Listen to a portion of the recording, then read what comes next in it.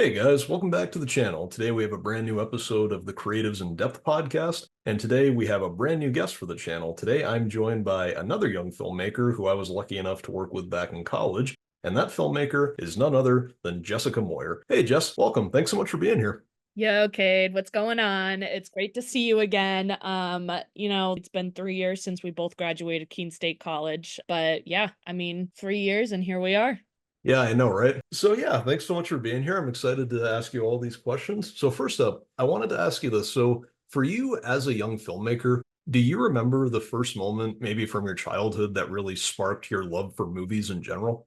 Yes. Ever since I was younger, I just always loved the camera. Like, I don't know, it was just new technology back then, and I was really amazed by it, especially film cameras, Polaroids. So that really caught my interest. And when I was younger, I would do these interviews like with my sister, and so she would be the interviewer and I would be the interviewee, and I would dress up as like Katy Perry, Lady Gaga, and I would pretend I was them, and she would ask me like crazy questions and crazy stuff would happen. Then we would like try and film documentaries or like, dramas on this little tiny point and shoot camera that you can put underwater. So you can imagine that the video quality probably was not as good back then, but that was the biggest start to me being like, "Oh, I definitely want to be in some type of movie aspect." But from a young age, I didn't know that, you could be multiple positions on a film set.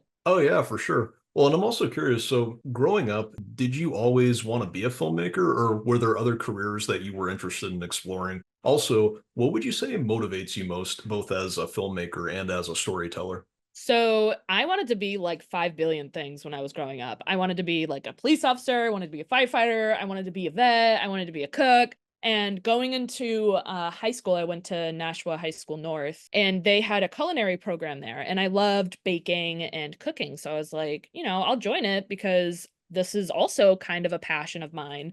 And during the end of my junior year, I went to somebody in the office that helps you kind of set your career towards college and helps you pick college. But they told me that I told them that I was interested in video stuff. And they're like, "Oh, well, did you know that we had a 2 year class of video productions?" And I was like, "Oh, no, I didn't know that." So I went into technically the first year, should have been my second year of video production, but I did the first year with the juniors. And honestly, it was so much fun. That really sparked, like, wow, I can actually do this as a career. Like, I knew you could, but I didn't think it was that possible. So then, yeah, that's how I started going into film. And what makes me stay motivated as a filmmaker, I would say seeing all those low budget passion projects, honestly. The fact that they can, like, run and gun it and kind of collect money and save up is just amazing. Like, I was on one fan film that was a Batman fan film, and it was a passion project, and the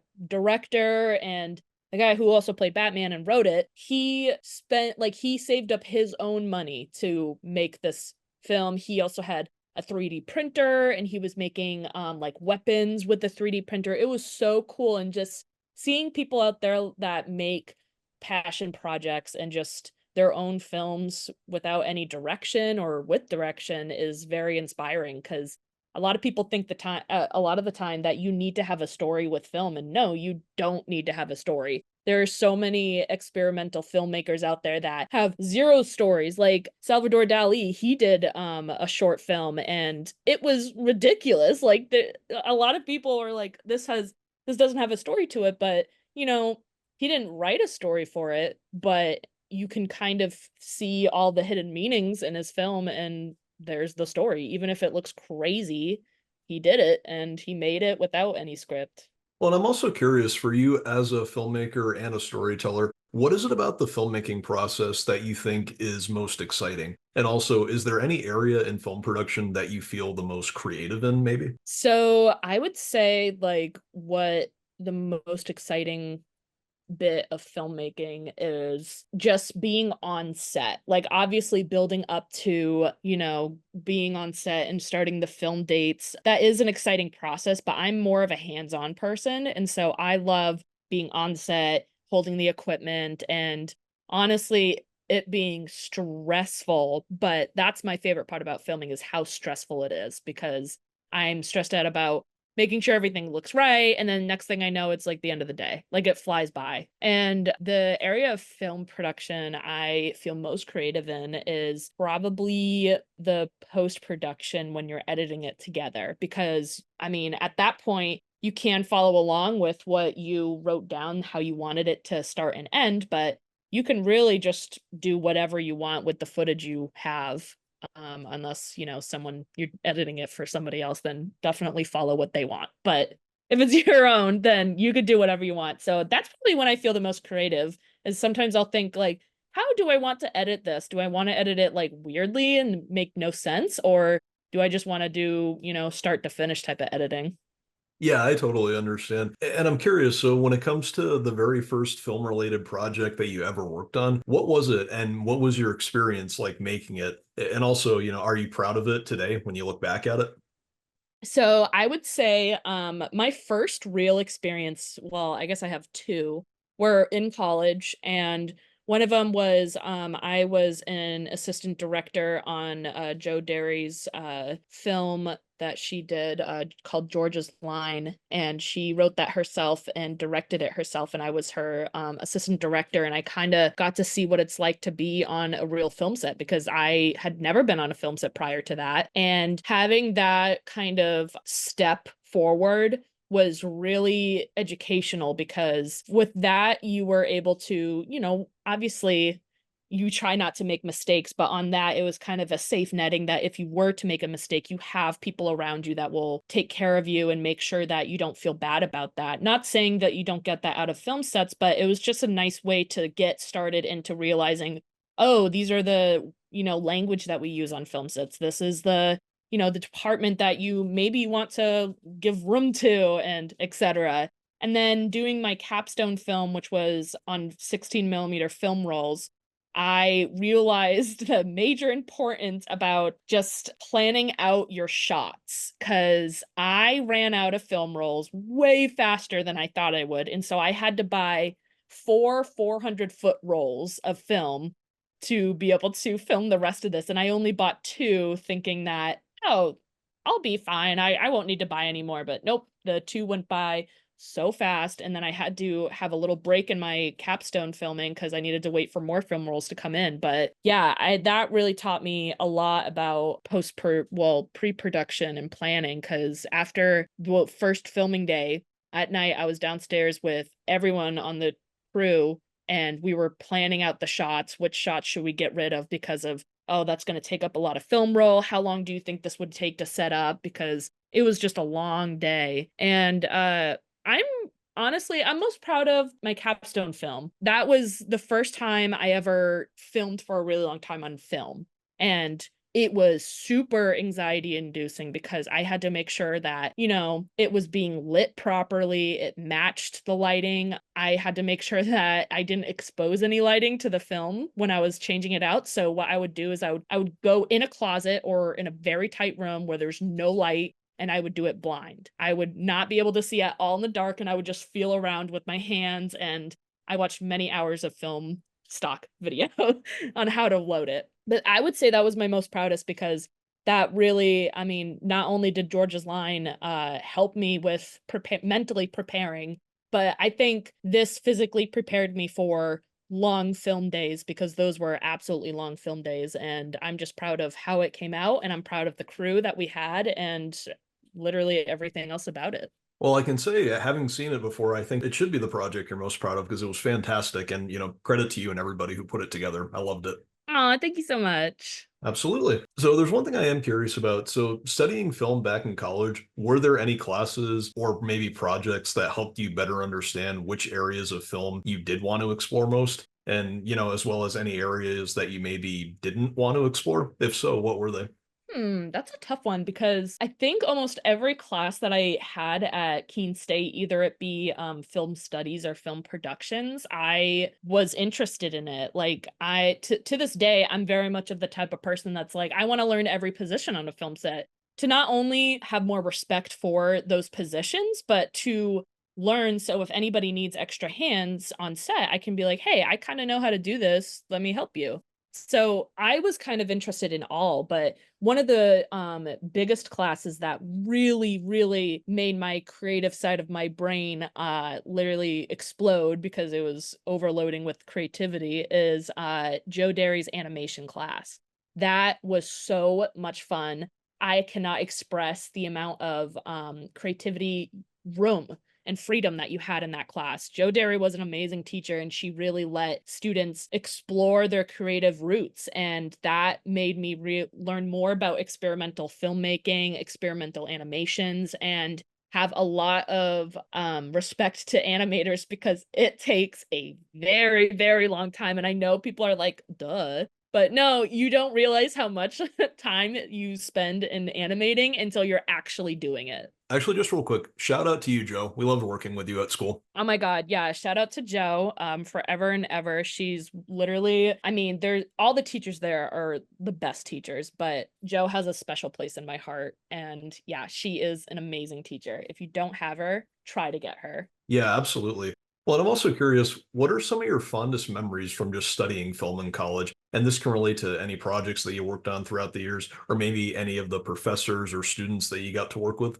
Ooh, one of my fondest memories. I think my fondest memories with studying film in college would be the women in cinema class. It was really cool to, I mean, I knew what the male gaze was, but Deborah White Stanley, she really defined what the male gaze is and what the female gaze is too. And it was really interesting to learn about women in films and how they were represented back then and compared to today. It was just really touching because I mean, I'm a feminist at heart. And so, you know, seeing how women were represented back then very negatively was not good. And seeing how much it has improved today, especially with having more just diversity in terms of like race and disabilities and languages too. I mean, it's just really nice to be able to see a diverse film, I guess, language and just films in general because I didn't grow up on that. It was very much a certain group of people, and now with kids growing up, it's really nice seeing them just grow up with already seeing that and that it's so natural to them now instead of, you know, back then it wasn't as natural, unfortunately. But I mean, another memory is just also, so my partner was a senior as I was a junior, and so experiencing what he went through with capstone before my capstone was also a really fond memory of mine because I kind of had a pre-production into it, just watching him and his film group go through, you know, setting up, planning, and I was on set with their films as well, helping them out as just a PA and just kind of there for the experience. And a couple of projects that I can relate this to is, well, George's Line, definitely. A couple of just collaboration film projects that we did together, and their first capstone, which was Visitors, and then the other one is Weekend in Waterville, which was really great. Yeah, in my opinion, one of the best and most rewarding aspects of filmmaking has always been the collaborative process. And has that ever been one of your favorite aspects when it comes to filmmaking? Also, would you say that there's anyone that you've collaborated with most frequently? Yeah, so I have a love-hate relationship with collaborations, especially in college. I mean, I know look, I'm not saying I hated it, obviously, because I said I loved it too. I've definitely enjoyed times where I have been in groups before, but I've definitely really did not like times I was in a group because unfortunately, from middle school to high school to even in college, there are still the groups where you will be the only person doing the entire thing because everybody else wants to hang. Which, hey, I don't blame them. I love hanging out, but there were times where it was a little frustrating, especially when, you know, people took credit for something that you did, but, you know, they were busy doing something else. And so those are the times that I did not like it. But there were many, many times I remember collaborating with people that I've never worked with before and realizing, wow, we're actually a really good team together. And wow, this was a ton of fun. I made new friends from this. And even outside of college too, when you go on film sets, you're always collaborating with people. And yeah, even outside of college, some of those film sets are not fun at all because some of the people just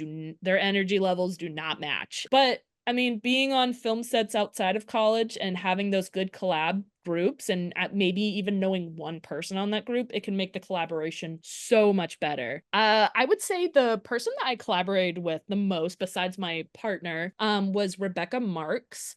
She was one of my faves to collaborate with. Her and I had the same film mind, and we just had a bunch of fun. We just always really like, we knew when there was time to do work, and we knew when there was time to not do work. And when we didn't have to do work, we had a bunch of fun. So she was really fun. And then my roommate throughout the 4 years, her name is Ivy Hill. She graduated with an art and graphic design degree, and she was a lot of fun to collaborate on the projects too. Even though she was not a film major, she still loved doing film things, which was really cool to be able to have her also experience it, because she also gained a respect for films and filmmakers. Yeah, absolutely. And as a filmmaker, have there ever been any big struggles in your life that you've had to overcome to really get to where you are? If so, what are they and how did you get through them? Oh my gosh, yeah. So when I first graduated college, I was very much like, okay, what now? Because there weren't, I mean, at least that I knew of, I mean, I didn't really look very hard to be honest, but at least that I knew of, there weren't any programs that could, just have me on a list to volunteer on, like, any projects that any alumni were doing. And I wish there really was that, because I literally was like, I don't even know what to do now. Like, how do I get films? And I mean, thankfully, I was friends with a lot of seniors graduating, and they were to, they let me know that there are Facebook group pages that you can join where you can comment below if someone posted a film like, hey, looking for a PA or something. And sometimes they're free and sometimes they're not free. But that is one of the biggest struggles I had after, is not knowing what to do and looking for work. And I was really digging around for work. I joined, oh my God, I think I joined like 15 pages on Facebook, even from like New York and Vermont and Maine, like obviously all over New England, but I joined a bunch because at that time, I didn't really mind the travel because it was experience that I was looking for. But yeah, definitely finding work outside of college and just seeing everybody else around you what seemed like that they were doing more. And the thing is that you have to realize, and what a documentary freelance filmmaker, Lindsay Taylor Jackson, told me once as advice is, when you see that people posting a lot about them doing film, and I even do this sometimes too, is sometimes those photos are from old film days and they're just posting it to look busy. And I'm not, saying everyone's doing that, but that's the advice that she gave me, is she will do that to look like she is busy because that can gain in clients. And so knowing that and having her help with that too, that really made me ease my anxiety a little bit, and me thinking like, oh, I'm falling behind. People are taking all the jobs from me. I'm not good enough and all that other stuff. But in reality, it was, no, I'm struggling just as much as everybody else is. And even if they get more jobs than me, there will always be more jobs out there. So really just kind of making sure my anxiety doesn't go up because of that. And thanks, shout out to my doctor for giving me anti-anxiety pills too. So that as well, that really helped me. Well, and also for you, just as a storyteller in general, does creativity ever help you when you're in a bad place? Specifically, has there ever been one particular time in your life where creativity just really helped you emotionally? Oh, 100%. So when COVID hit in 2020, major throwback, we all had to go home. And that was really tough for me mentally because I couldn't see my friends. Obviously, I saw my family all the time, which I absolutely loved. But, family, I love you, but I know sometimes people need a break from the same people they see every day. That's why we go to work. That's why, we go out shopping sometimes or take our dogs for walk. And so I just was going crazy because I wanted to see people, but I couldn't. And so I fell into a major depression during that time. And thankfully, I took film classes and we were able to film and just create films. And I just kind of created a film about my entire depression through that semester. And just having that creative out, letting out all that depression through videography, it really helped me and kind of, in a way, helped me talk it out without really saying anything. So that kind of place helps me when, I'm not feeling very good. I've made a couple of films when I've been really depressed or really anxious, and especially like animations I've done too. But no, it really helps. And I just suggest people do it. Like, I mean, there's TikTok out these days and people are, creating follow my day today. And so even videos like that, honestly, it keeps you distracted and keeps you kind of grounded in the moment and makes you think about just filming that day. And sometimes that really helps people. And I know it's silly to reference TikTok, but I mean, come on, TikTok's like taking over the country right now. So might as well mention it. Well, and we've talked about the projects that you're most proud of, but looking back, I'm curious, are there any projects or maybe one project that you're not particularly fond of? Also, is there anything that you regret doing or not doing as a filmmaker? Oh my gosh, what I regret not doing as a filmmaker, at least during college, was making films. I know people are like, "Well, didn't you make films like with classes?" No, I meant outside of classes. Like we were able to have equipment for free if we wanted to. And I literally did not use any of it unless it was for a class. And so I really wish I could go back and use all the film equipment, especially the film cameras. I really wish that I was able to use that advantage. So if you're in college or at least a film college, definitely create like random films. Like you can be 2 minutes, just let your creative energy out. And I really regret not being able to do that as much when I was back in college. A couple of projects that I'm not as proud of, more because I've just made mistakes on them. One of them was my very first film project in Keene State. It was like you had to use sound effects and music only. You couldn't have any dialogue in it. And mine was called The Juggler, and Ivy Hill, my roommate throughout those 4 years, she starred in it and a couple of my friends. And I completely forgot to export the audio. So literally it's just a silent film and the project was supposed to have sound in it. So I did the opposite of the project. Thankfully, my teacher, Jo Derry, shout out to her again. She was kind enough to be like, you could just play the music in the background that you originally were gonna put in there. I so that was one that I'm not most proud of because I am always such a stickler about that, but I don't know what was happening. Probably, freshman year, like, oh, I'm staying up till like 3 a.m. levels and forgot that one thing. But I mean, even all of the projects that I've had little mistakes on, I've definitely been really proud of because it's work that I've put out there. Even if they're not the best looking works, it's stuff that I've put out there with my name on it, and I'm always really proud of that. Except for that one where I exported it with no sound, as that was the one job that I had. Oh, yeah, for sure. And actually, here's something that I don't think I've ever asked you before, but in the future, if you do get the opportunity to make your very own feature, what would be your dream project and why? Man, that is such a hard question because I constantly have so many ideas. I think my dream project, and it's going to sound really boring, is just to follow like someone's day.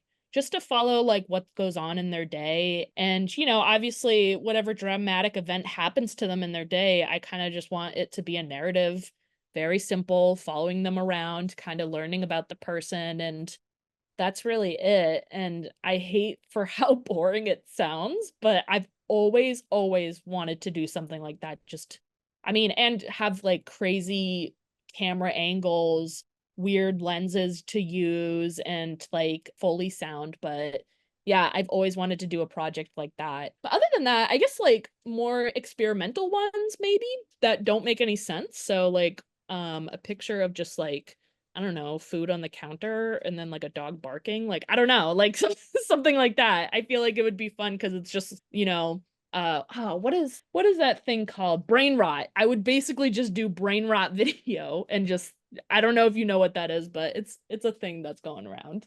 Well, and just to close this off with my last two questions, I am curious, looking back on everything that you've been through, would you say that being a filmmaker is not just what you want to do with your life, but do you think it's also what you're meant to do as well?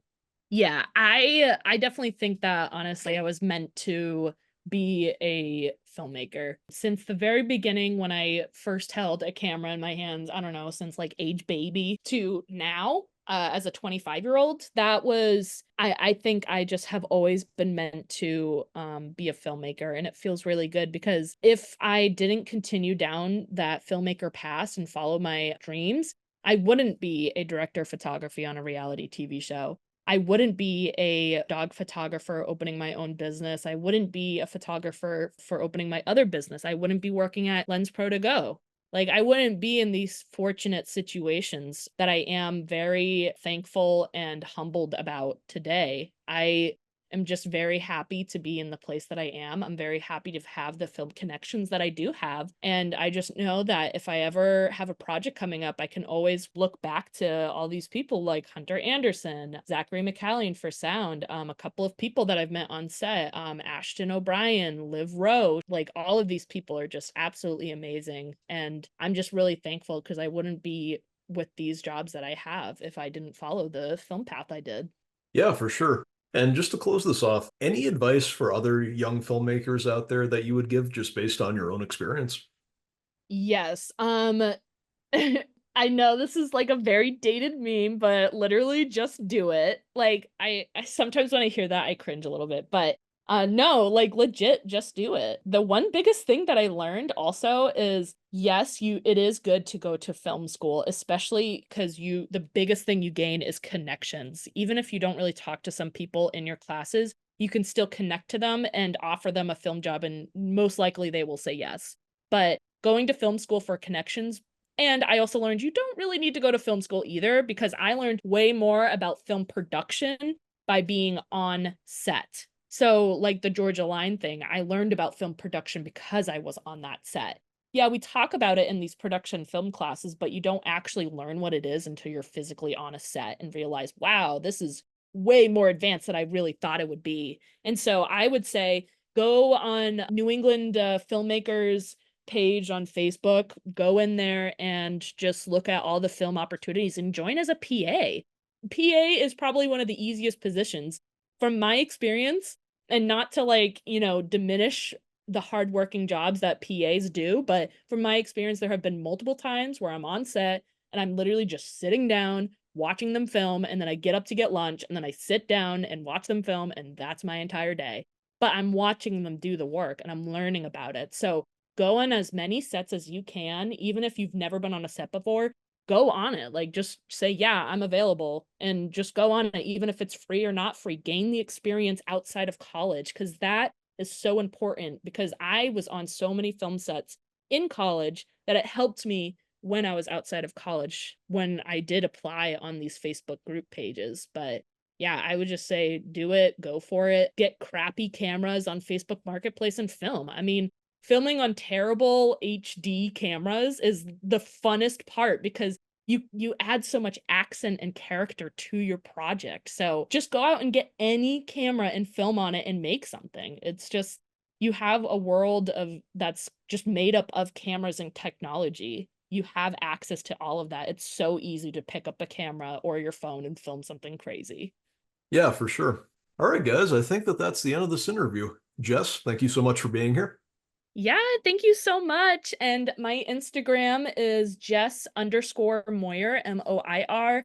My other Instagram is Dog Standard Photo and Human Standard Photo if you guys want to check out my stuff. And if you ever want to get to know me a little bit or join any random sets that I'm going to be on, because I'm always looking for assistants to help me out, just let me know and I'll always be open to having experienced or non experienced people on with me. All right, guys, thanks so much for listening. Don't forget to like and subscribe, and we will see you later.